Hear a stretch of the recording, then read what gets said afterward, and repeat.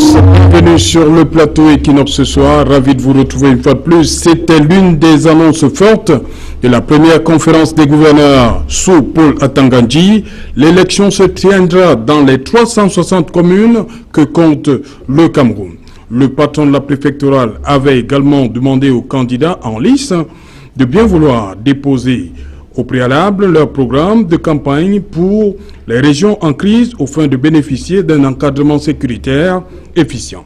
7 jours après le lancement de la campagne, le RDPC a pu à ce jour tenir 2 meetings seulement dans les 2 régions en crise. Et seul le candidat Maître Akeremouna a pu se rendre hier à Limbé. Présidentielle 2018, quand l'insécurité plombe la campagne. C'est le fait du jour.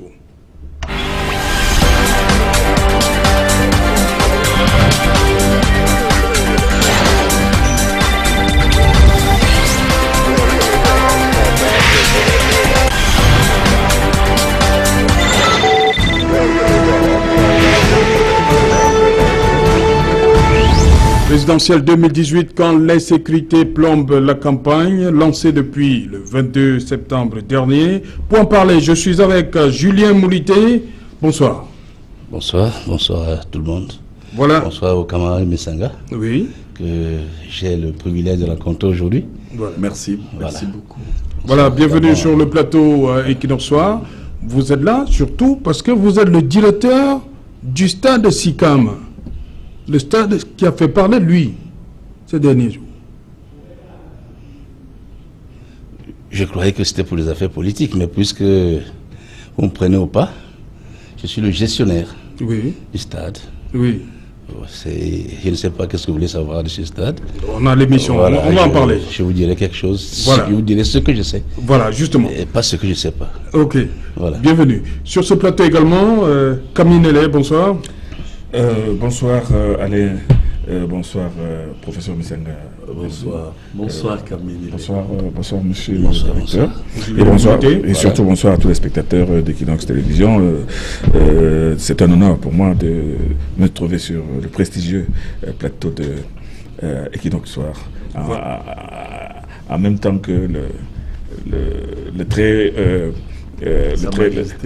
la majesté, mais la majesté très je sais pourquoi il très engagé, professeur Messanga Nyamdi. C'est vrai. Voilà, vous êtes journaliste d'investigation. Professeur Pascal Charlemagne Messanga Nyamdi, bonsoir. Oui, bonsoir. Je suis très heureux d'être avec vous. Comme vous le savez, je suis ici pour représenter le candidat Paul Biya qui a une vision, voyez-vous, futuriste et qui a un programme connu et qui n'hésite pas sur certains points, notamment celui de la forme de l'État, comme bien d'autres candidats. Merci pour l'invitation. Surtout, je suis aussi heureux parce que notre chefferie, nos chefferies de Yabassi, c'est pourquoi quand Camille a pris la parole, je savais effectivement que cette émotion qui m'anime l'animerait aussi. Bonsoir également à Julien. Et j'espère que nous allons commencer au moins le débat parce que voyez-vous, les opposants politiques du régime, je vais parler ici des représentants des candidats, ils sont encore absents. Alors vous voyez que les téléspectateurs que je voudrais prendre à témoin devraient prendre acte de ce que ils sont attendus à 19h sur un plateau. Si on a commencé avec quelques minutes de retard, et vous avez vu que nous, au RDPC, nous commencions à être très gênés, c'est parce que vous vouliez au moins qu'ils soient là à l'heure. Or, je vois là des individus qui veulent transformer le Cameroun pour les uns, le faire renaître, mais ne peuvent pas être sur un plateau de télévision en période de campagne à l'heure. Okay. Malheureusement, c'est triste. Voilà, c'est vraiment triste. Voilà, vous êtes membre du comité central du RDPC et surtout membre de la sous-commission communication. Communication, oui. Et là, chapeauté par le professeur Jacques Famendongo. Et là, c'est une magnanimité socratique du candidat patriarche Paul Biya. Tout simplement, comme vous voyez, nous avons innové. Hein, ça veut dire que RDPC Communication 2018, comme nous l'appelons, le président a mis en place des équipes à l'échelle des régions, des équipes de campagne, à l'échelle également des départements et à l'échelle des communes. Vous verrez que 4 commissions, contrairement à près d'une dizaine qui existaient avant, ont été créées, notamment la commission, la sous-commission de communication. Et la nouvelle stratégie du RDPC, c'est s'arrimer à la mondialisation. Et sur ce point, nous n'avons pas repris les formats classiques mimétiques hérités de la colonisation de certains partis qui se sont dotés de porte-parole et à côté qui se sont dotés, il faut aussi le dire, des directeurs de campagne. Justement, nous sommes je suis très ravi que vous soyez là. Parce je termine rapidement là-dessus pour vous dire que la direction de campagne du président Paul Biya est tenue aujourd'hui par tous les militants et par tous les hommes et les femmes qui sont convaincus que c'est le candidat qui a une vision. Mais je reste donc là avec vous. On a vu Samuel Mvondo Ayolo dimanche dernier à 100 000 voix. Il joue quel rôle? Ben, écoutez, c'est le directeur de cabinet du président de la République. Samuel Mvondo Ayolo. C'est à ce titre qu'il était à 100 000 voix. Samuel Mvondo Ayolo, qui est d'abord aussi un biaïste, ça il faut que je vous le dise, c'est un ami, c'est un compagnon, il est d'abord originaire du Djaïlobo, où on a vu aussi de la provocation. Parce que voyez-vous, on a un certain leader politique qui était incapable. Parce qu'on l'a longtemps annoncé comme le directeur de campagne. On a vu qui a annoncé cela. Il n'en a rien. Vous savez que l'image que certains veulent donner du RDPC, c'est une image pour cette minorité erronée. Nous avons notre structure et une organisation interne très dynamique. Pour preuve, ça je peux vous garantir cela, c'est le directeur de cabinet du président de tout temps, y compris en France et partout, ils ont naturellement un rôle de coordination de campagne. Et officiellement, je vous dis ici, en tant que membre de cette commission de communication, de campagne, cette sous-commission, et en tant que biaïste, que la superstructure qui dirige la campagne du président Paul Biya, c'est le peuple camerounais engagé. D'ailleurs, je crois que vous avez vu ce qui s'est passé à Yaoundé. Je voudrais aussi vous rappeler que à l'ouverture de la campagne, nous avons été le seul parti qui a simultanément, je dis bien organisé, 369 meetings. Je vous assure. Alors, on nous a dit que bon, dans les 360 communes. Je vous dis simultanément. Alors, on a vu certaines personnes nous dire que ici et là, certains faisaient foule et autres. Mais j'ai dit, mais écoutez, qu'ils soient objectifs. Lorsque vous regardez 369 meetings simultanément sur tout le territoire. Parce que 369 meetings, c'était dans 360 communes. 360. Parce que, écoutez, on avait aussi à l'étranger. On avait non seulement les 369 communes où on retrouvait plusieurs autres meetings. Et attention, donc vous avez fait le plus petit meeting du RDPC à l'ouverture, au moment où certains nous faisaient croire que certains candidats ont rempli des petits stades. Je vous dis, c'était entre 50 000 et 5 000 personnes pour les meetings qui ne recevaient pas beaucoup de personnes. En tout cas, il faut comprendre que je suis d'abord là, effectivement, pour parler des problèmes de sécurité. Et à l'effet de vous démontrer, effectivement, que on ne vend pas le vent aux Camerounais. Paul Biya reste l'homme de la situation. Ok, merci. Justement, vous parlez de mon petit stade. Vous dites qu'il y a des candidats qui ont rempli des petits stades. Et nous avons la chance de voir... on nous donne l'impression que c'est la fin du monde. Et sur ce point, avant peut-être qu'ils ne prennent la parole, la démonstration de force à Maroua. Et je crois qu'à Yaoundé, on a eu à peu près 70 000 personnes.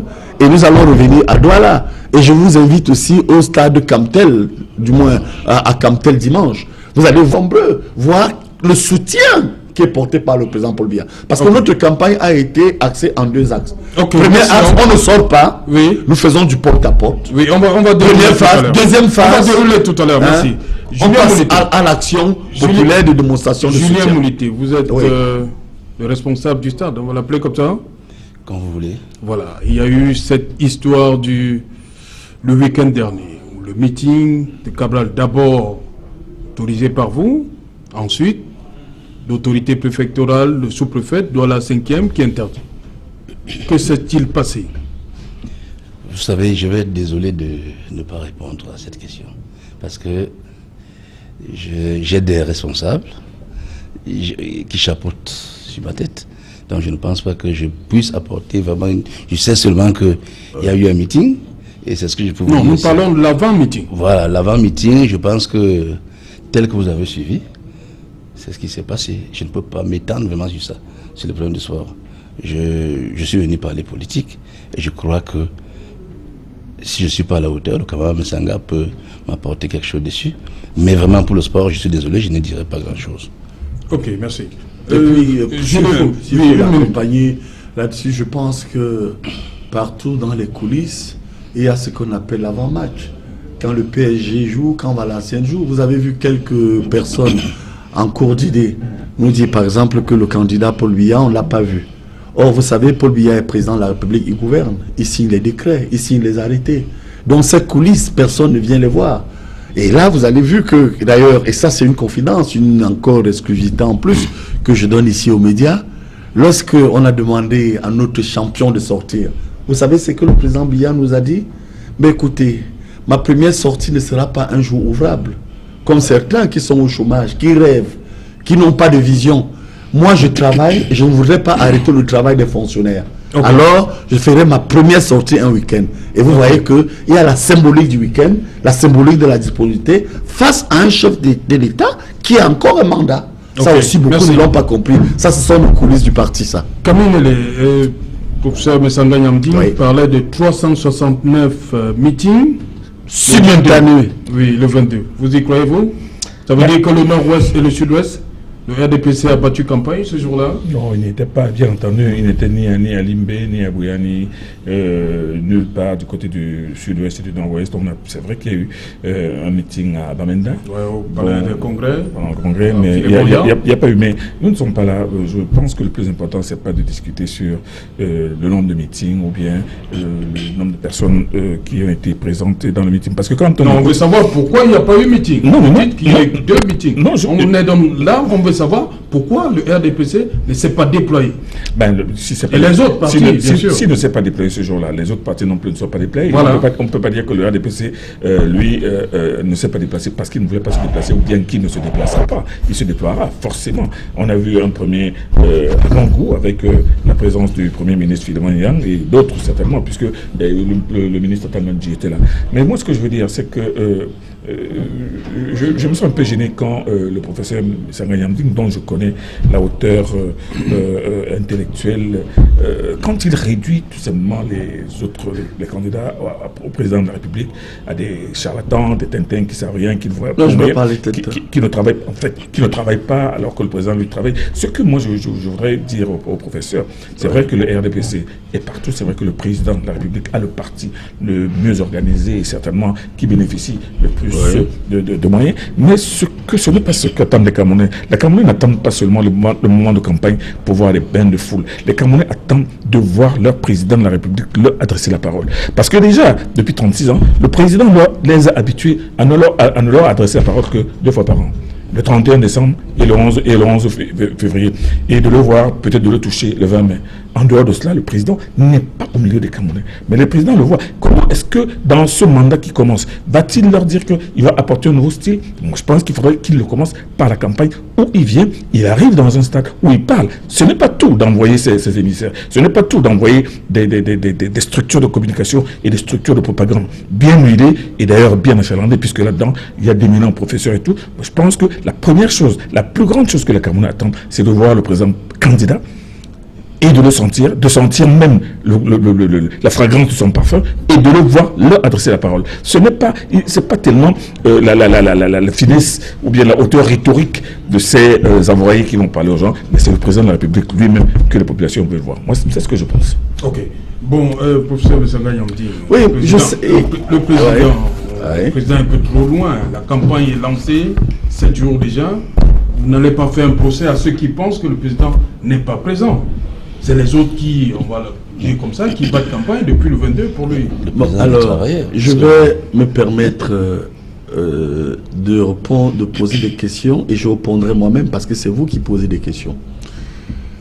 depuis le lancement de la campagne, y a-t-il eu des décrets du président de la République? Oui.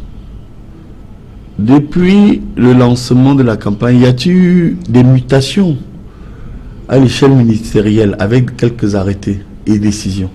Oui. Mais l'État ne s'arrête pas parce qu'on est en campagne. Le président Paul Biya a été élu pour gouverner. Il gouverne quand même. Vous savez, j'ai en mémoire... Et il choisit donc d'aller le week-end. Vous avez parlé d'un jour, il a choisi le week-end. Mais il a choisi. Et ce jour-là, il ne peut pas signer de décret. C'est plein de symboles. Oui. Vous voyez, lorsque il nous fait état de ce que on voudrait voir le président, le Cameroun, comme la plupart des pays africains, ont vécu sur ce qu'on a appelé le culte de la personnalité pendant près d'une trentaine d'années. Aujourd'hui, les peuples africains, et singulièrement le Cameroun, veulent vivre autre chose. Mais le président n'est pas un omnipotent. C'est-à-dire, partout, même là où on ne l'attend pas.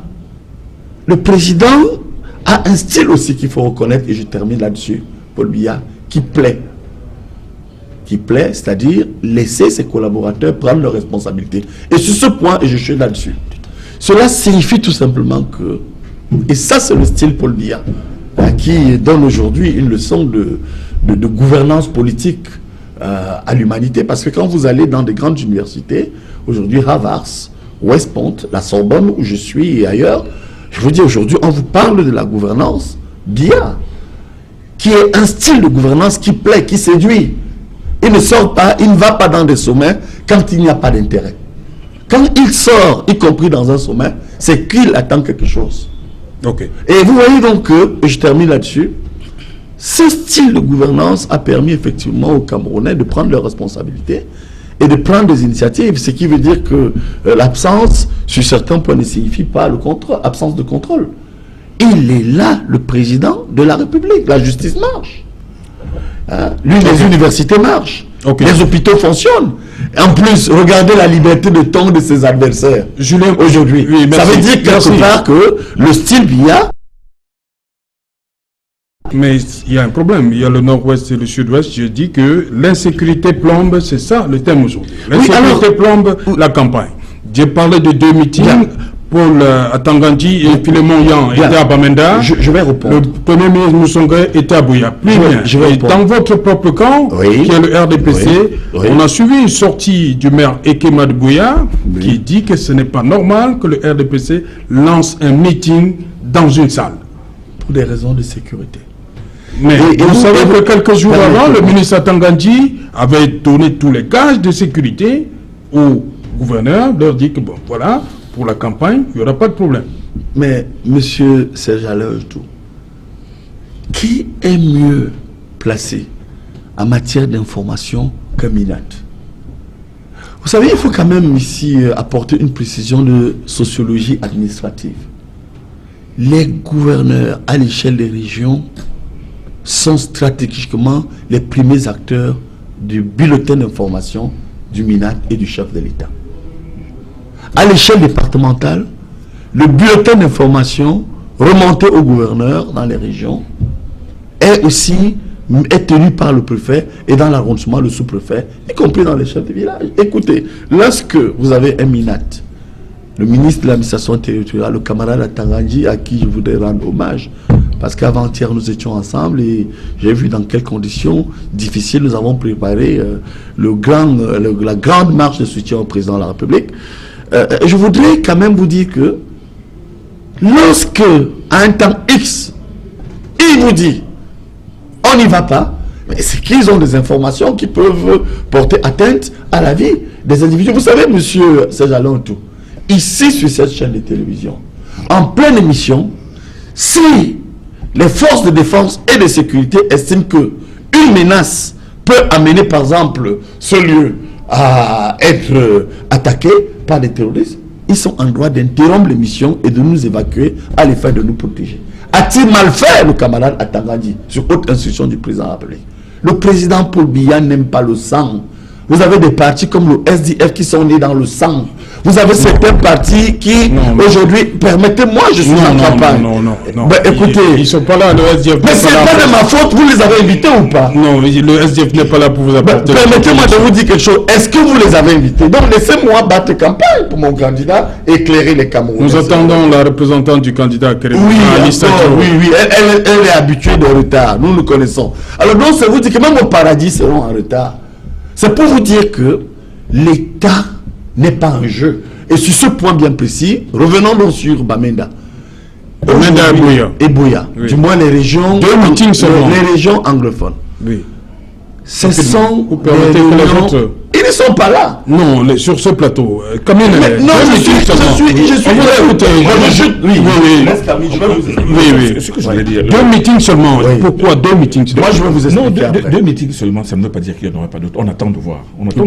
Moi, je dis qu'on attend. La campagne ne fait que commencer. Le RDPC est en train de déployer ça. Ça fait une semaine déjà. Non. Le RDPC a son timing. Chaque parti a son timing. Nous ne sommes pas là pour passer le timing du RDPC au peigne fin. Moi, ce que je veux dire, je veux plutôt 2 pour le RDPC et pour le maître Kérémouna. Ouais, les autres sont le professeur comme toi fait aussi un meeting il y a 2 ou 3 jours. Non, ils sont en train de faire des meetings. Même le pasteur, ils sont en train de faire des meetings. Donc moi, je dis que l'essentiel pour moi, c'est pas le meeting. Moi, ce qui est le plus important pour moi, c'est surtout la présence et l'ancrage des candidats au milieu des électeurs, au milieu du peuple camerounais.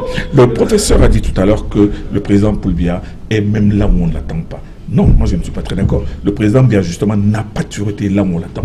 Le président Paul Biya n'a pas... Qu'est-ce que j'ai dit? Bon, le président Biya n'a pas mis les pieds à l'extrême nord au moment où Boko Haram était en train de commettre des explosions partout à travers le Cameroun.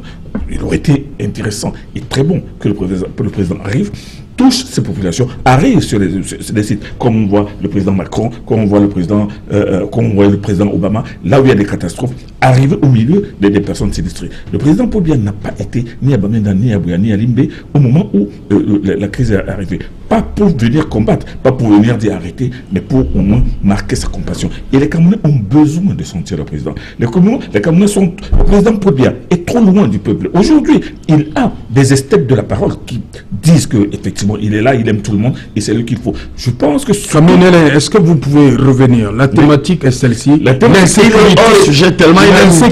Je veux savoir la campagne bat de l'aile au nord-ouest et au sud. Je voulais arriver là. La campagne bat de l'ouest. Non, moi je n'ai rien contre le président. Moi je l'aime bien. Je dis il y a l'insécurité. Je sais que pour le président Paul Biya séduit. Il y a encore de l'insécurité toujours dans le sud et dans le nord-ouest. J'ai toujours dit dans mes interventions sur les plateaux de télévision que effectivement le but de ces bandes armées, parce que moi je ne veux pas qu'on les mette uniquement dans ce terme générique de sécessionniste, parce que c'est beaucoup plus pour moi à mon sens de bandes armées qu'un mouvement sécessionniste structuré qui agit avec un état-major. Alors ces bandes armées, elles avaient un objectif: empêcher la rentrée, empêcher la tenue d'élections. Bon, ils ont réussi. Ils sont en train de réussir. Ils ont réussi le ratage de la rentrée scolaire. D'ailleurs, la preuve, vous n'avez qu'à voir le nombre de familles qui ont déplacé leurs enfants, le nombre d'enfants qui sont partis du sud-est et du nord-ouest pour se déverser dans les autres régions. Maintenant, leur deuxième challenge, c'est l'insécurité pendant l'élection. Heureusement, malheureusement pour eux, en face, il y a l'État qui est toujours là. Il y a le ministre de l'administration territoriale qui joue un rôle et qui, il faut le saluer aussi, a réconcilié un peu le MINAT avec le peuple, parce que avant son arrivée, on ne sentait pas tellement de vigueur. Mais là, on voit un ministre de l'Intérieur qui est omniprésent, qui est réactif, qui pose des problèmes, qui prend des actes uniquement dans le sens de la résolution des problèmes actuels, des problèmes du moment. Il y a aussi le ministre de la Défense qui déploie tous les contingents militaires du côté du sud-ouest et du nord-ouest. Mais seulement, on voit la menace sécuritaire qui est là. Hier matin encore à Limbe, il y a eu un commissariat qui a été attaqué. Voilà, malgré le déploiement dont vous venez de faire allusion. Avec 2 inspecteurs de police qui ont été tués, des armes emportées. Malgré le déploiement. Moi je pense que ce déploiement n'est pas encore complètement activé. Il est en marche. Mais il est quand même aberrant que en ce moment justement où l'on sait que le pic de l'insécurité va augmenter, va prendre de la hauteur.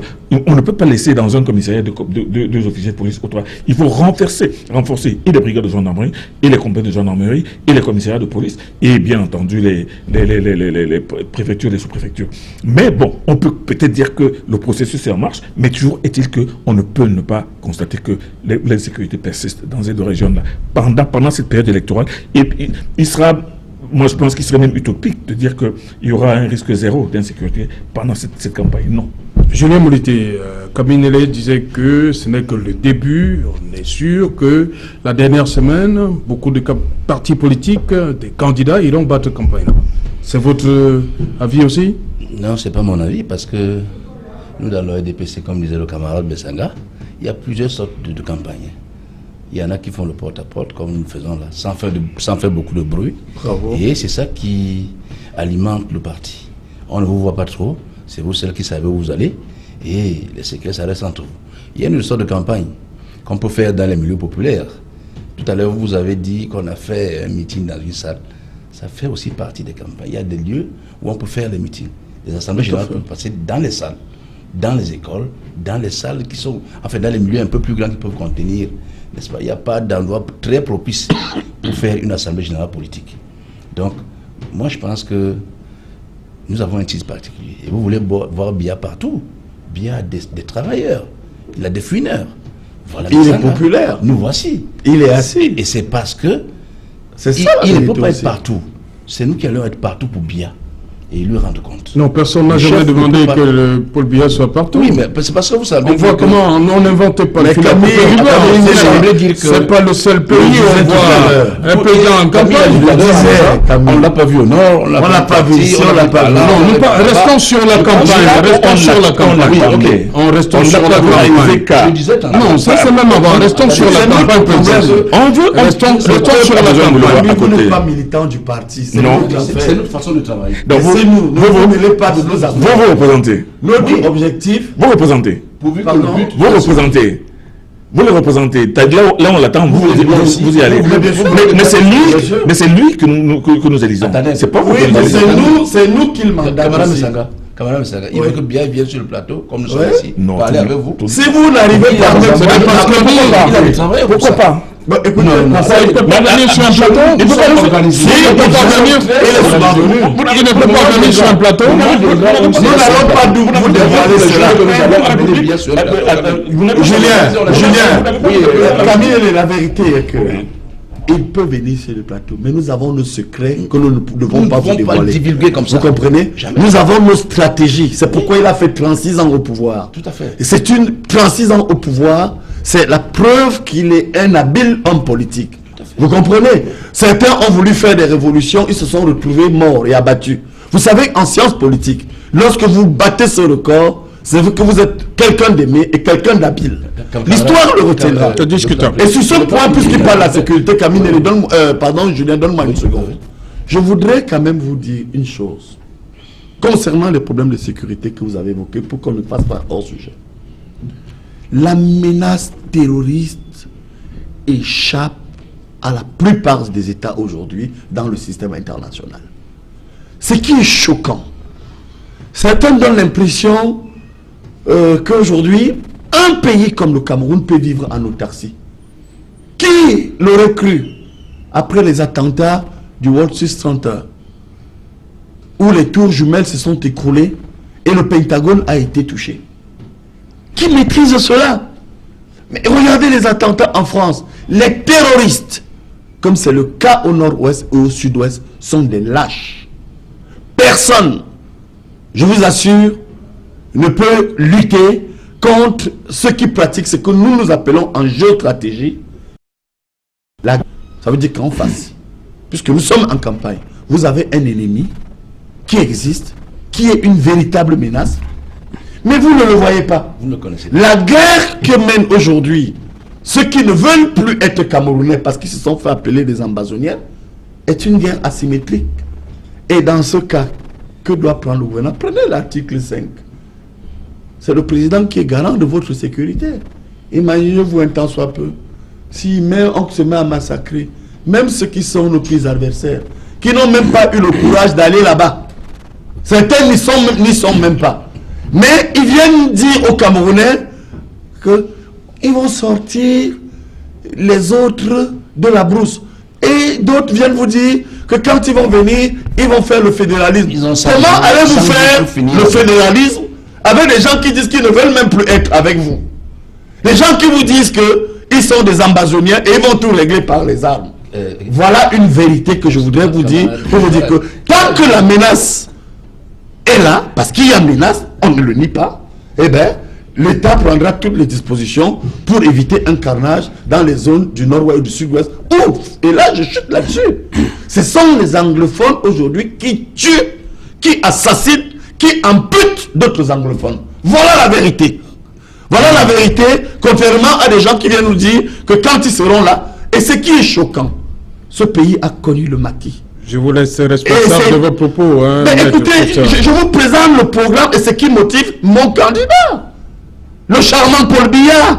Non. À l'effet de vous dire que il mène une campagne. Je vous dis que mon candidat est charmant. Permettez, oui. On vous a compris. C'est pourquoi il est soutenu. Voilà. Il y a une autre méthode. On a vu Aminatou Aïdjo au nord-ouest avec qui fait ce qu'on appelle le porte-à-porte. C'est parce qu'on ne peut pas tenir des meetings, c'est ça? C'est l'autre façon? C'est une stratégie. Non, Aminatou Aïdjo, on a envoyé Aminatou Aïdjo. D'abord, c'est une militante du RDPC. Il faut d'abord commencer par le reconnaître. Et c'est une militante du RDPC qui a été missionnée par l'une des multiples communications. Pourquoi elle, c'est son patronyme qui fait qu'on la voit là-bas? Non, c'est d'abord une militante. Non. Elle est de la même. Non, elle est d'abord. Non, elle est patronyme. Elle est d'abord militante. Elle est d'abord militante du RDPC. Moi, je pense qu'elle a un prénom. Elle a un prénom qui a collé à un nom qui représente quelque chose dans ce pays, qui est emblématique dans ce pays. C'est-à-dire que quand elle descend au nord-ouest, ce n'est pas parce qu'elle fait partie d'une commission, mais parce qu'elle s'appelle Aminatou Aïdjo. On lui a donné une mission et elle estime qu'elle a pu être à la hauteur. Et moi, je pense qu'elle a fait ce qu'elle a pu faire. On lui a donné la responsabilité d'aller faire du porte-à-porte. Elle l'a fait. Et ce n'est pas parce qu'elle était en train Qu'est-ce que vous en savez de faire. Vous êtes bizarre. Hein? Pourquoi? Mais vous avez avec vous un membre d'une commission, d'une sous-commission de campagne du chef de l'État. Oui. Vous venez vous dire, on lui a donné, mais pourquoi vous êtes de mauvaise foi? Quand je dis on, c'est vous savez mieux que moi. Partis. Vous savez mieux que moi où elle était, mais ne racontez pas des histoires. Elle a fait quoi, professeur? Mais elle est partie pour une mission communication, un point. Mais c'est pas ce que je dis. Oui, mais pourquoi vous êtes en train de dire que... Mais quand je dis on, c'est le RDPC. Je vous en prie. C'est le RDPC. Ce n'est pas le RDPC qui l'a mandaté. C'est qui? Ah, je ne vous dis pas. Ça fait partie de nos stratégies. Si vous n'avez rien à dire concernant ce parti et le président Paul Biya que vous ne soutenez pourtant pas, parlez d'autre chose. Continuez, il vous a interrompu. J'étais donc en train de dire que Aminatou Aïdjo arrivait en mission dans le sud-ouest et dans le nord-ouest. Moi, je pense que c'est un pion important du RDPC parce qu'elle s'appelle Aminatou Aïdjo. Aminatou Aïdjo, elle est une militante engagée du RDPC et c'est quelque chose d'assez subtil qu'on a mis dans cette stratégie. Ce n'est pas, on aurait pu envoyer à Douala, mais on l'a envoyé justement là où ça chauffe. Et moi, je pense que ça n'a pas été une mauvaise chose. Selon ma vision, professeur, moi, mission ad hoc, si il n'y avait pas eu cet accident, vous n'aurez même pas su où elle est partie. Vous ne savez pas où vont nos camarades. C'est ce que je voudrais vous dire.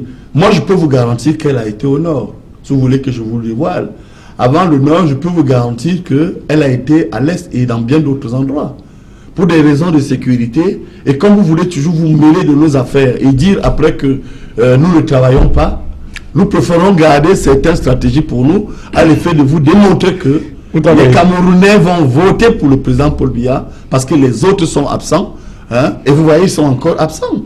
Et ça fait combien de temps qu'on tourne cette émission? Or, on tourne en rond et on ne veut pas nous laisser battre campagne pour le président parce qu'on attend des gens qui ne sont pas là. Alors que nous qui sommes ici pour cette émission citoyenne et très bonne émission qui est attendue par plusieurs personnes à l'intérieur comme à l'extérieur du pays, vous nous bloquez et vous nous empêchez de parler de mon candidat. Moi, je veux parler de mon candidat, Serge Alain Ekoutou, sur la question de sécurité. Donnez-nous la possibilité d'avancer. Les opposants ne vont pas nous bloquer et on va tourner en rond et nous mettre à parler de ma camarade et mon estimé camarade Aminatou. Oui, on parle d'elle, c'est la voiture. On n'a pas vu. Alors que vous êtes en train de nous parler des problèmes de sécurité. Oui, on n'a justement pas vu le RDPC déployé comme cela se devait. Voilà, parce qu'il y a des problèmes d'insécurité. Des meetings seulement, Mavanim Songaya, Mountain Hotel à Boya et le Premier ministre Philemon Yan au Congrès à Bamenda. C'est ça le problème. Oui, mon charmant et estimé candidat, le président Paul Biya, a mis en place une stratégie de sécurité. N'oubliez pas que lorsqu'il arrive au pouvoir en 1982, ce pays a encore le mauvais souvenir du maquis. Et ça, ne l'oubliez pas. Le premier acte, il a d'abord fallu que le président Paul Biya se batte dès son accession au pouvoir. Et ça, il faut le dire à nos très chers compatriotes, pour assurer d'abord sa propre sécurité qui en souffrait. Pour assurer les Camerounais qui ont énormément souffert du fait du maquis, parce que je voudrais vous dire que la lutte armée au Cameroun a connu deux phases. La phase coloniale où on a perdu des leaders et des nationalistes comme Oumyobé, et la phase postcoloniale de 1960 à 1971 avec la fusillade d'Ernest Ouandjé. Oui. Il a fallu ramener les Camerounais à comprendre que la conciliation devrait s'opérer parce qu'on avait des exilés. Des personnes comme le commandant Kissamba, pour qui j'ai une pensée, Anissé Kane, que vous voyez ici au quotidien, pour des raisons de sécurité, Suzanne Kalaloube était en exil. Et certains vous disent que, je l'ai encore entendu quelque part, quel gros mensonge, que le président Paul Biya a pris ce pays en paix. Comment pouvait-il prendre ce pays en paix lorsque les Abel et Yenga étaient en exil pour des raisons de sécurité? Les Mongo Beti étaient en exil, les Kalaloube, les Toumaza et autres. Alors revenez donc à ce qui nous a le journal dans un instant. Oui. On va revenir. Donc je termine pour vous dire que le président Paul Biya de tout temps s'est toujours battu. Ce patriote Paul Biya qui a une expérience. Merci pour que ce pays se transforme. Merci. À l'effet d'avoir la paix, parce que c'est la paix qui engendre le développement. Merci. Bonsoir Cédric Noufélé. Bonsoir Serge Alain, bonsoir à vos invités. Voilà le journal du 20h. C'est dans un instant. 2 ou 3 escales pour ce 20h. Sur la route des Toudis 2018, nous parlerons de la bataille du Grand Nord qui est engagée. Cette partie du Cameroun est le théâtre et est au centre d'une attention particulière des candidats. Joshua aussi est à Kousséry, Maurice Kamto dans la région du Nord et Paul Biya, candidat du RDPC, annoncé à Marois. Vous verrez le visage de cette capitale régionale de l'extrême nord qui doit accueillir le président sortant et candidat à sa propre succession. Là-bas, la population souffre le martyre. Elles ont tenu à le faire savoir à la veille de l'arrivée du président sortant et candidat du RDPC à l'élection présidentielle. Nous parlerons des États qui ont une campagne 2.0, comment se mobiliser sur les réseaux sociaux pour aguicher les internautes camerounais et les électeurs à quelques jours du scrutin présidentiel, c'est-à-dire Voilà, madame, monsieur, le développement de tous ces titres, c'est dans le 20h de Cédric Noufélé. Quant à moi, je vous retrouve après, toujours en compagnie des experts pour le débrief.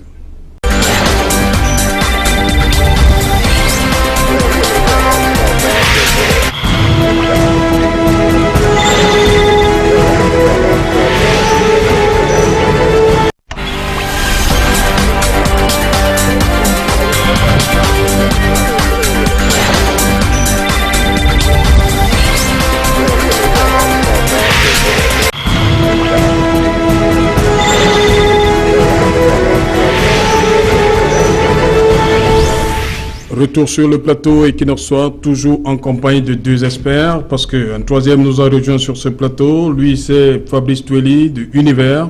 Bienvenue. Merci Serge Alain et bonsoir à tous les téléspectateurs. Voilà, madame, monsieur, vous l'aurez compris, nous attendions sur ce plateau Alice Sadio, président de l'AFP, Alliance des Forces Progressistes, membre de la plateforme La Nouvelle République, qui soutient le candidat Akere Mouna. Je vais commencer avec vous, Pascal Charlemagne Messanga Nyamding, Marois, qui s'apprête à accueillir le couple présidentiel pour le lancement. Pourquoi une fois de plus Marois? C'est symbolique, tout simplement. Symbolique, alors que d'autres régions le réclament, surtout le nord-ouest et le sud-ouest. Oui, parce que la paix... Qu'est-ce que ça veut dire? Ça veut dire que la paix est revenue à Marois. Je voudrais d'ailleurs en profiter pour leur dire Sanou Marois, Djabba Marois, Min Kamidon représentant président Paul Biya Plateau d'eau, Bikwen, Deboubé Gorko, Votan Pat Paul Biya. Je leur dis effectivement les salutations sincères du président qui va arriver à Marois. Parce que nous, au RDPC, nous ne pratiquons pas le communautarisme fermé, mais le communautarisme ouvert. Très peu de candidats peuvent aller dans certaines localités ici et parler les langues locales. Nous allons donc à Marois parce que vous savez que l'extrême nord a été le théâtre des opérations de terrorisme, comme ce qu'on voit aujourd'hui au nord-ouest et au sud-ouest. Et les populations de Marois, du Grand Nord en général et singulièrement de l'extrême nord, se sont mobilisés à l'effet d'éradiquer ce terrorisme. Parce que si aujourd'hui le Cameroun est revenu à Marois et a retrouvé sa stabilité, rappelons-le quand même, c'est d'abord grâce aux populations qui se sont constituées en groupe d'autodéfense, qui se sont mobilisées en agents d'information et qui, contrairement à certains candidats de l'opposition qui, à travers leur discours, sont devenus de véritables menaces parce qu'elles ne comprennent pas ce qui se passe au nord-ouest, au sud-ouest, mais vous disent qu'elles vont initier un dialogue alors qu'il y a le dialogue. C'est pourquoi le président symboliquement est allé au Grand Nord, parce qu'il y a un amour historique, faudrait-il peut-être encore le rappeler, entre le président Paul Biya et le Grand Nord. Je reste avec vous, vous le journaliste d'investigation Kamine Ele. Il y a quand même une polémique qui est née à la suite de ce, on va dire, la sortie du gouverneur de l'extrême nord qui appelait, qui demandait au préfet de mobiliser les troupes pour accueillir le président. Est-ce qu'il est dans son rôle? On a vu un peu un mélange de genres entre l'autorité et le militant. Qu'est-ce que vous pouvez en dire? Un mélange de genres, je ne m'aventurerai pas, je ne serai pas catégorique, mais je dis que... Est-ce qu'il est dans son rôle d'appeler les populations à se mobiliser? Le gouverneur, mais vous savez très bien que le gouverneur est le représentant du chef de l'État dans cette région. Oui. Avant tout, moi, celui alors qui a l'honneur de recevoir la première sortie du chef de l'État, moi je pense qu'il est tout à fait normal qu'il demande aux uns et aux autres d'être mobilisés pour le recevoir. Moi, je pense qu'il est dans son rôle, en tant que représentant du chef de l'État, en tant qu'autorité administrative supérieure. Moi, je ne vois pas le mal qu'il y a. Je ne sais pas pourquoi les gens vont se mettre à couper les cheveux en quatre, parce que Midjayawa Bakari a demandé à tout le monde d'être là et d'être présent. Je ne vois pas. Ok. Et sur ce point, ça va couper. Je crois que certains n'ont pas vu la campagne du président Hollande en France, le président sortant. Certains n'ont pas vu les campagnes aux États-Unis. C'est que beaucoup ignorent. Et ça, il faut qu'on le dise. Partout où oui, un président est candidat, il a incontestablement un avantage par rapport aux autres. Okay. Parce que c'est le candidat qui sort. Mais il faut le dire, pourquoi voudrez-vous que nous fassions de l'hypocrisie? Okay. C'est le président de la République du Cameroun en fonction qui sort. Okay. Que ceux qui ne sont pas contents ou qui pleurent, on va leur offrir des mouchoirs pour s'essuyer des larmes. Mais c'est la réalité républicaine. Fabrice Toli, sur cette sortie, enfin, le président, parce qu'il y avait beaucoup, il y a Kribi, on l'a annoncé à Kribi, au nord-ouest, sud-ouest, Marois finalement eu le dessus. Qu'est-ce qui peut avoir motivé une fois de plus le candidat à aller de ce côté? Ben, la première chose qu'il faut noter, Serge Alain, c'est que l'électorat au niveau de la région de l'extrême nord est la plus dense en termes de potentiel électoral. Donc je pense que c'est fort de cela que la stratégie autour du président Biya s'oriente autour du côté de l'extrême nord, notamment à Marois. Mais moi j'aurais aimé, sans faire polémique, nous avons le nord-ouest et le sud-ouest qui sont à feu et à sang. On aurait voulu qu'il lance par exemple sa campagne de ce côté-là pour ainsi répondre à cette population. Permettez que je... Non, ne parlez pas de là candidat. Je ne peux pas tolérer que ce monsieur qui doit parler de son candidat dise où mon candidat. C'est une actualité. Non, je n'en veux pas. Vous avez dit... Je vous interdis... Il reste quand même le président de la République. Non, voilà. Non, c'est le candidat. C'est le candidat appelé. Pourquoi votre candidat, lui, n'est pas allé au nord ou au sud-ouest? Non, c'est moi qui pose la question. Non, alors arrêtez. Non, moi, permettez ce plateau, une espèce de combine où on suit parfois des reportages où on dit Paul Biya va à Marois, les routes sont clouées, on découvre ceci. Mais c'est la télévision, non? C'est pas toujours facile. C'est une invention. Moi, je sais ce Est-ce qui que se c'est une passe. invention? Moi, je sais ce qui se passe. Est-ce que c'est une Nous, invention? au RDPC, nous avons parfois des médias contre nous. Vous faites un reportage sur la... Pourquoi vous n'avez pas quelqu'un comme tout est parti? Pourquoi lorsque le président Paul Biya va à Marois, vous commencez à dire Marois qui a été abandonné? Et lui, le président, il dit que... Mais demandez-lui de dire à Cabral on présente le visage de Marois, la ville qui va accueillir le président. C'est pas gentil. Non. Moi, je suis politologue. Oui. J'enseigne l'essence de l'État. On appelle ce que vous avez fait tout à l'heure là, la manipulation de l'information. Non, du tout. Il ne s'agit pas de montage. C'est le visage de Marois. Je suis politologue. Hein. C'est le visage de Marois ou pas? Écoutez, c'est le visage de Marois ou pas? Si nous avons le CNC et un organisme juste, ils vont vous dire que quand le candidat Paul Biya part, vous n'avez pas à dire on bouche les trous, il n'y a pas de lumière, il n'y a pas ceci. Parce que vous ne l'avez pas fait quand les autres sont partis. On présente. Ce n'est pas de votre faute, ces gens-là et tout. Oui, nous présentons la ville de Marois qui va accueillir le président de la République. Vous n'avez pas. Pourquoi lorsque les autres vont, vous ne présentez pas les villes avant? Donc vous présentez Marois? Écoutez, vous devez présenter Marois pour tous les candidats. Mais je constate que en matière de traitement de l'information, vous avez l'impression que Paul Biya va à Marois, et puis il y a ci, et puis il y a ça. Mais vous n'en faites pas. Comme il a dit, ça je le reconnais, Marois a une densité électorale. Paul Biya, notre candidat, gagnera à l'extrême nord. Voilà, parce qu'il a des alliés comme Chiruma, il a des alliés comme Belobouba et bien d'autres qui travaillent chez nous à Marois. Pour l'instant, le ministre Gaga n'est pas notre allié. Pour l'instant, vous l'avez dit. Voilà. Je vais simplement continuer mon propos au niveau de sa chute pour dire que le FNLC du ministre Issa Chiroma a des démissions en masse de ces militants qui rejoignent le parti Univers. En fait, pour poursuivre, je faisais juste un commentaire. Je voudrais simplement dire que le candidat Cabral Libi, puisque M. Messanga Nyamdi apparemment voudrait savoir quand est-ce que Cabral Libi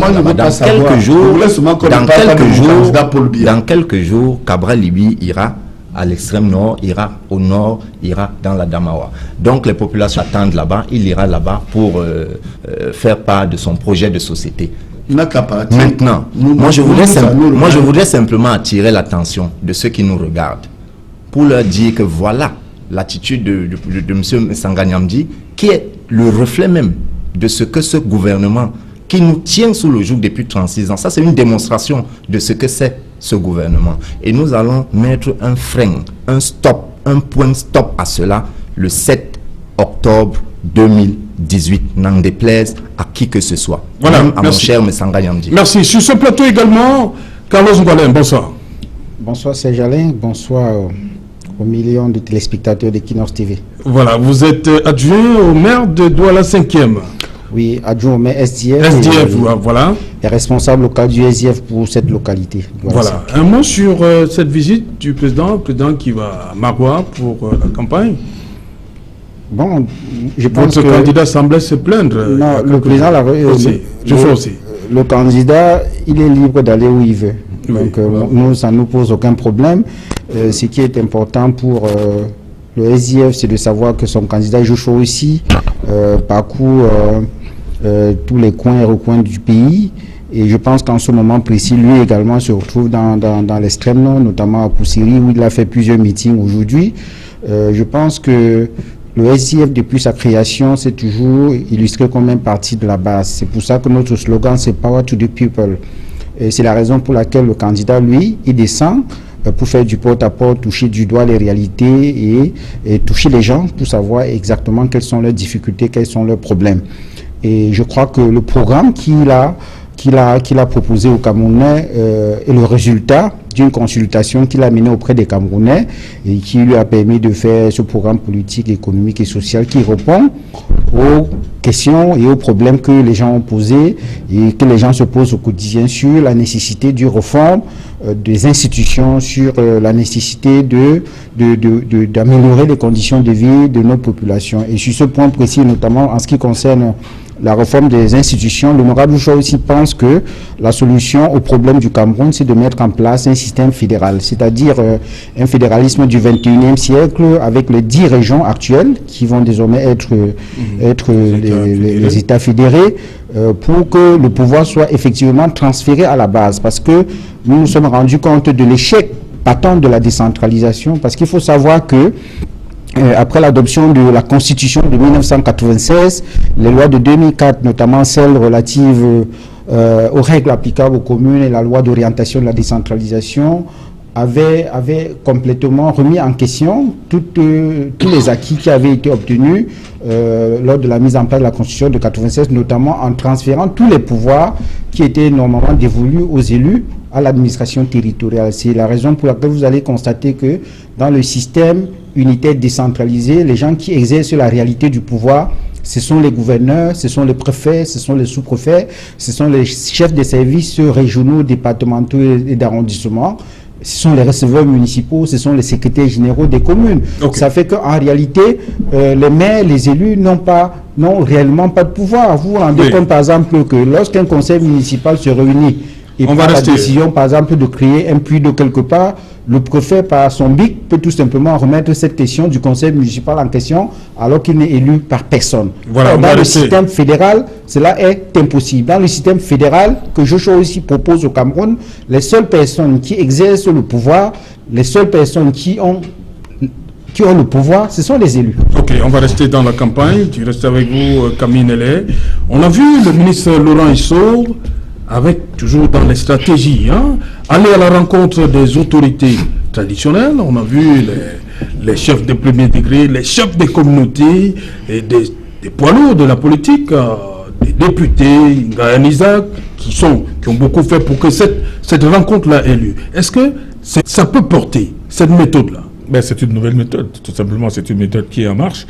On l'a vu rencontrer les chefs traditionnels dans le mythique palais d'Ikakwa à Douala, oui. Où il a rencontré tous les chefs de premier degré, tous les dignitaires, savoir pour leur passer le message de propagande qu'il a amené à Douala.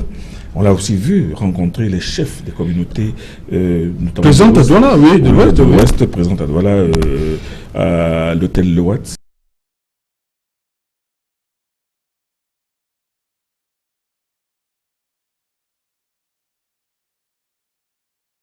Bref, le ministre Issou, qui est le coordinateur, on appelle ça régional, des activités du RDPC, dans le littoral, il est en train de faire son job, il est en train de descendre, il est en train de parler aux autorités traditionnelles pour leur faire passer le message de son candidat. Et il est dans son rôle. Mais il y a des élus aussi qui assistent à cette... Bien évidemment, les élus du RDPC, et même d'autres. Ngayan Isaac et les autres. Pourquoi Ngayan Isaac, qui est député à l'Assemblée nationale, mais je pense même qu'il se dit que c'est lui la cheville ouvrière de cette rencontre de l'hôtel Le Watt. Pourquoi il y avait péril en la demeure? Pourquoi c'était quoi? Non, quoi cette rencontre? Je pense que ça se résume... L'opposition est en train de gagner du terrain? Non. Moi, je pense que le ministre Laurent Issou est en train de faire une opération de séduction supplémentaire, c'est tout. C'est-à-dire de rappeler aux uns et aux autres, surtout aux chefs de communautés de l'Ouest, notamment, que la majorité de ceux qui étaient là, ce sont des hommes d'affaires, et qu'ils savent très bien que leur devoir dans cette atmosphère actuelle, c'est de promouvoir le vivre ensemble, la paix. D'ailleurs, ils ont selon ses propres mots, ils ont leurs intérêts. Voilà, s'il y a la guerre, s'il y a des menaces, leurs affaires ne marcheront pas, leurs intérêts sont foutus. Donc le ministre Laurent Issou est en train de ratisser le plus large possible à Douala, qui est une sorte de Cameroun en miniature. Ok. Sur cette méthode, cette autre méthode. Non, c'est une vieille méthode instituée longtemps par le candidat Paul Biya, c'est-à-dire le dialogue. De mémoire, je reviendrai avec plus de détails rapidement sur ce qui se passe avec le camarade ministre d'État, Laurent Issou, qui est avec nous sur le terrain. Et souvenez-vous, lorsque le président Paul Biya, puisque je parle pour le jugement, est arrivé au pouvoir, le premier objectif c'était de pacifier le Cameroun par le dialogue. Il a fait de M. Ernest Ouangé fusillé à Bafoussam Le 15 janvier 71. Le 15 janvier 71, un héros national. C'était une dynamique. Je voudrais aussi vous rappeler que lorsque il y a eu le processus de démocratisation, contrairement à la position des caciques de mon parti, le président Paul Biya nous demandait déjà de nous préparer à une éventuelle concurrence, sachant que la concurrence était inéluctable. Donc vous voyez que même quand il parle aux militants du RDPC, mon candidat Paul Biya, il a toujours eu cette magnanimité socratique d'être prudent à l'effet d'éviter l'implosion. Et puis dans ce même élan, pour vous parler de prolongement d'un dialogue déjà initié par le candidat Paul Biya, comme nous l'avons dit, la force de l'expérience, souvenez-vous, mon candidat a initié ici la tripartite. Il n'était pas du tout obligé d'accepter la tripartite, parce que vous verrez que partout où il y a eu à l'époque des conférences nationales, c'était des régimes militaires ou de coups d'État, et lui n'était pas arrivé au pouvoir. Mais parce que le dialogue était nécessaire, il a encore prouvé lorsqu'il a négocié. Au Gabon, c'était pas un militaire. Bongo n'était pas un militaire. C'était le lieutenant Bongo. Beaucoup ne savent pas que tous les pays d'Afrique centrale, tous les voisins du Cameroun étaient soit des régimes militaires effectifs. Je suis militaire, je prends le pouvoir et je gouverne avec les militaires. Ou les régimes militaires transformés. Je suis militaire et j'abandonne la tenue et je gouverne avec les civils. Et sur ce point et dans ce même élan, il a donc initié aussi le dialogue avec Boko Haram. On a vu un président se déployer, éviter qu'il y ait des tirs de canon à l'effet de libérer. Un dialogue et ramener sur ça, puisque je parle de prolongement du dialogue, parce qu'on a donné l'impression que c'est une innovation. C'est que ce haut comité... Quand dans le dialogue avec... Je passe rapidement pour vous dire qu'il a fait avec les terroristes, il a même libéré les membres du consortium et il a persisté avec le dialogue, ramené donc à Douala, avec le camarade Laurent Esso que je suis fier d'accompagner, puisqu'il nous a tous mobilisés autour de lui, c'est-à-dire les forces politiques du Grand Littoral et au-delà. Le ministre Esso est venu rappeler pourquoi ce dialogue, comme vous l'avez dit, que Douala, qui est notre région d'abord aussi naturelle, parce que je suis un Sawa de Yabassi, Laurent Esso est d'Aïdo, il est venu dire que Douala n'appartient plus seulement au Sawa. Et qu'à ce titre, Douala ayant connu les plus grandes turbulences, souvenez-vous, dans les années 90-91, avec les cartons rouges et jaunes, a failli être à feu et à sang. Et dans cet élan, le ministre a compris que les communautés ont été parfois manipulées pour des raisons tribales, pour des raisons de mensonges et de déstabilisation, parfois même de banditisme et d'escroquerie politique. Certains ont préparé d'autres communautés contre les autres. Alors pour nous, c'était nécessaire, dans la stratégie de mon candidat, de commencer par le dialogue et puis passer à ce que nous on a appelé RDPC Communication 2018, à un grand meeting, et ça j'en profite pour l'annoncer, et vous allez voir ce qui dimanche à 13h30 à la place Camtel, où nous allons maintenant passer par ce qu'on appelle les meetings politiques d'adhésion et de mobilisation. Et ça, je salue encore le camarade Esso pour ces grandes initiatives. D'ailleurs, tout à l'heure, il vient aider au reportage. Bon, ça c'est vous qui choisissez où vous allez, mais il y a aussi eu un grand meeting à aider qui a aussi mobilisé. Oui, on va le voir avec d'autres meetings. Voilà, Fabrice Toli, vous avez fait ce grand meeting du stade de Sikam. Ça a changé quelque chose dans la campagne de Kabral-Libye? Ça n'a changé grand-chose, c'est pour ceux... Est-ce que c'est le même? C'est pour ceux peut-être qui vivaient au Cameroun, mais étaient en marge de l'information. Kabral-Libye, je ne sais pas quel qualificatif je peux employer pour témoigner de sa popularité. En termes d'adhésion à son discours, on adhère au discours de Kabral-Libye parce qu'il est franc. Son discours est franc. Ceux qui m'écoutent le savent. Maintenant, je voudrais simplement dire, vous allez permettre que je fasse un bond en arrière. Il est le franc de concernant, on l'a vu. Concernant la réunion de force faite par le ministre de l'État, il faut simplement dire, Serge Alain, que la peur de perdre le pouvoir est dans le camp du RDPC. Et la démonstration de cette peur qui les anime aujourd'hui se fera visible et matérialisée le 7 octobre par leur défaite. Je voudrais dire que le candidat Cabral Libye a proposé d'ailleurs de dissoudre le Sénat pour donner aux chefs traditionnels une place de choix, qu'ils ne soient plus manipulés comme ça l'est actuellement avec le système. Ce chantage de leur donner des salaires, de faire ci, alors qu'on peut les gérer autrement et leur permettre de rester les gardiens de la tradition. Un chef, c'est un gardien de la tradition. On n'a pas besoin de l'instrumentaliser à des fins politiques. Donc, il doit même être en marge de la politique. Voilà, je voudrais chuter en disant, chers Alain, si vous permettez, je voudrais chuter en disant que le candidat Cabral, pour tous ceux qui...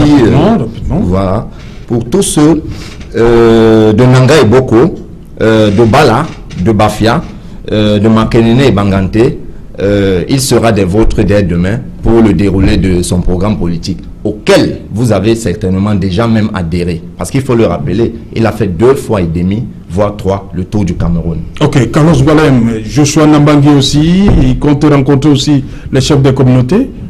Écoutez, les chefs traditionnels. Joshua aussi compte rencontrer tous les Camerounais et je pense que c'est ce qu'il est en train de faire sur le terrain.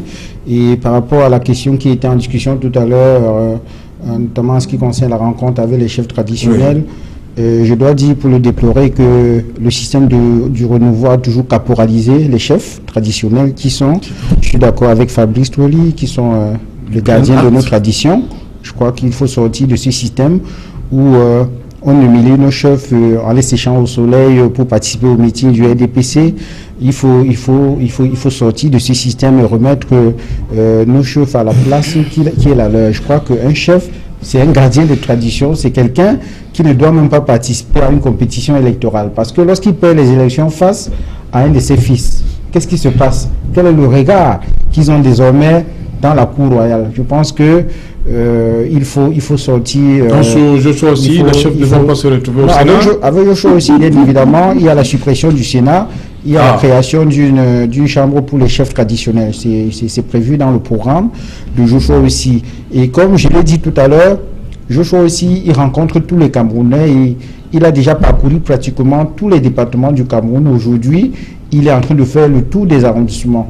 Si vous avez bien remarqué le parcours que Joshua aussi a fait à l'ouverture de la campagne le 22 septembre dernier, vous allez vous rendre compte que il a fait pratiquement 16 meetings en 2 jours. Et cela témoigne de la bonne santé du candidat. Parce que pour être candidat à l'élection présidentielle, il faut être en très bonne santé. Parce qu'on ne peut pas diriger un pays comme le Cameroun, 475 000 km², 22 millions d'habitants, si on n'est pas en bonne santé. Et c'est la raison pour laquelle je pense même qu'il est important que les médias sérieux, comme Equinox TV, organisent des débats télévisés entre candidats, entre les 9 candidats, et que ces candidats-là viennent débattre debout pendant 2 heures de temps. C'est ça. Vous souhaitez qu'ils soient debout? Bien évidemment. Parce que nous devons mesurer la vitalité, la santé, la bonne santé de nos candidats, de ceux qui aspirent à gérer notre pays. Le Cameroun est un pays qui est constitué à 60% des jeunes. Merci. Le président de la République du Cameroun doit être représentatif de cette majorité des Camerounais-là. Merci. Je pense que Joshua aussi, 50 ans, est pratiquement dans la moyenne de ce qu'il faut pour être président de la République du Cameroun. Voilà, merci cher monsieur d'être venu. Je voulais une seule seconde. Nous sommes arrivés au terme. Je voulais quelques secondes. Oui. Vous avez vu un candidat insulter les musulmans? Il ne peut pas comprendre pourquoi nous allons vers les communautés. Je voudrais vous dire que... Merci. On va se retrouver pour un autre... À Marois. Oui. Qu'il aille en Gambie. Merci. Vous allez voir. Merci, cher monsieur. Les musulmans. Merci. Certaines personnes merci, monsieur, d'être venu. Merci, cher monsieur, d'être venu. Insultez-moi, je suis le mauvais. Rediffusion, Equinox Soir. Pourquoi quand on vous a mal compris? Rediffusion, Equinox Soir, 23h GMT. Il sera minuit en Gauthier. Merci.